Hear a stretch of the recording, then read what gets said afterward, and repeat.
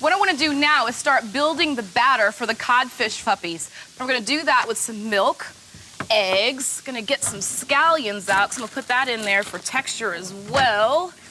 And let's see about some pepper and some baking powder. Always put a little bit of bite in everything, and that's going to be our cayenne pepper right here. Some eggs. Move that handle out of the way, because I'm a lefty, and get it ready to go. All right. Now, what I want to do is show you this codfish that's salted, or the bacalao. You're going to go ahead and just soak it in some water because it's super, super salty. And when you soak it in the water, that's going to help a lot of that salt eke out, but still keep it in there. And then it rehydrates it as well, and it's going to start looking more like the fish that you get. When you go to the grocery store, this is usually in the fish area right there, where the guy's doing all the fresh fish, right on the bottom, outside of the window. Nice and dry and salted up.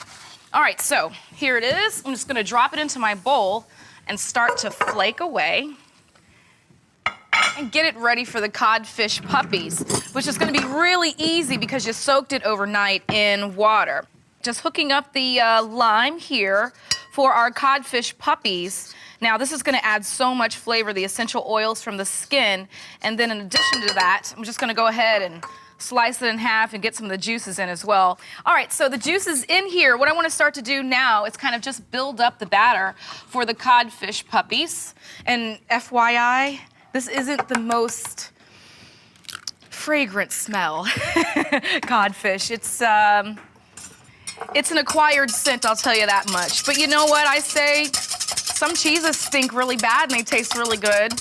Codfish is not smelling so good, but trust me on the flavor. It's not gonna smell like chitlins, all right? It's not that bad. All right, so an egg goes in, and then just about a half a cup of milk as well. That looks like a quarter. So if it says 3/4, I am good to go.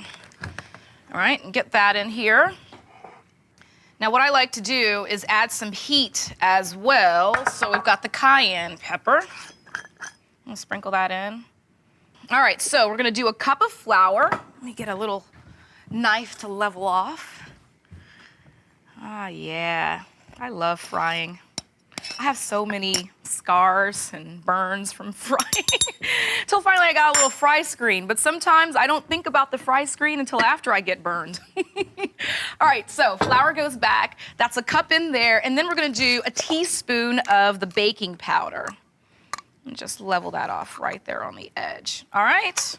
That's it. I'm just gonna go ahead and combine everything together along with my celery and onions and garlic. Now remember, we sauteed that with some vegetable oil just to get it nice and tender for the batter, so when we bite into it, it's not super hard and crunchy.